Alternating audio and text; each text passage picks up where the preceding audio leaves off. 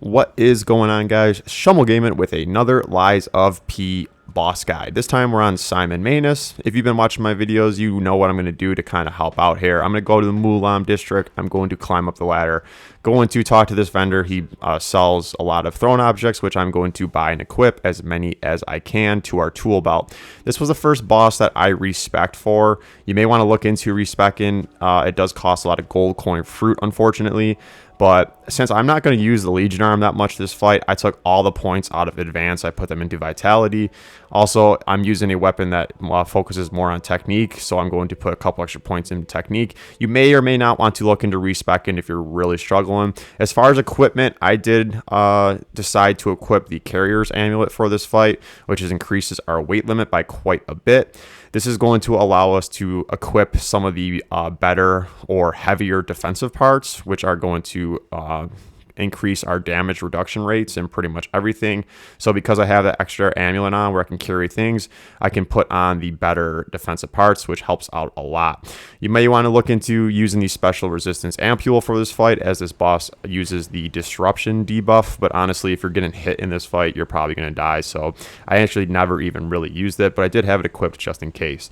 I'm going to call in our Spectre and we're going to get into this.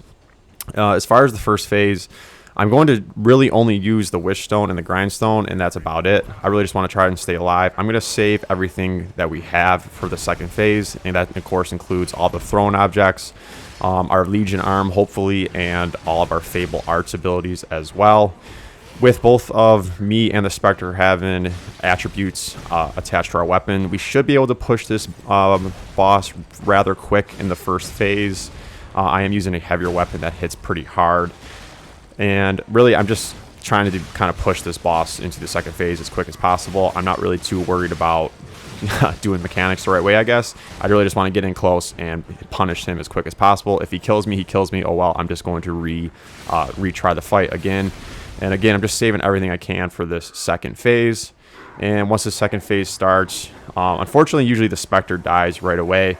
And on this run, I do believe my Spectre did die away. I do have 2 Wish Stones equipped, so I am going to pop my second Wish Stone if you do have that ability on your P organ.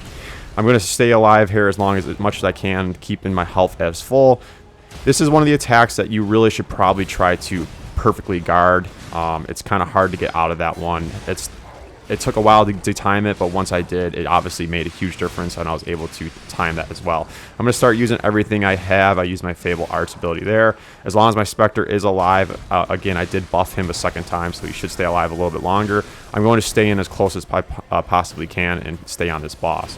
Spectre is going to go down, so this is when I'm going to start running away and start using some of my objects to damage him at a distance.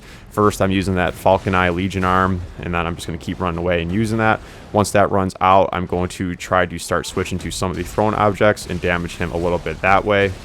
And basically, that's what I'm going to do for the rest of this fight, is just keep throwing those thrown objects at him and just do your best to stay away, stay alive, pop those pulse cells to keep your health at full health. I do, again, recommend using all those defensive parts. Even if you're a little bit heavier, the defensive parts made a huge difference. Otherwise, his boss will basically one-shot you every time. Hope this video did prove helpful. This was a very challenging boss fight that I did die on a lot. If it did, I appreciate a like and subscribe. Hope you guys have a good rest of your day, and thanks for watching.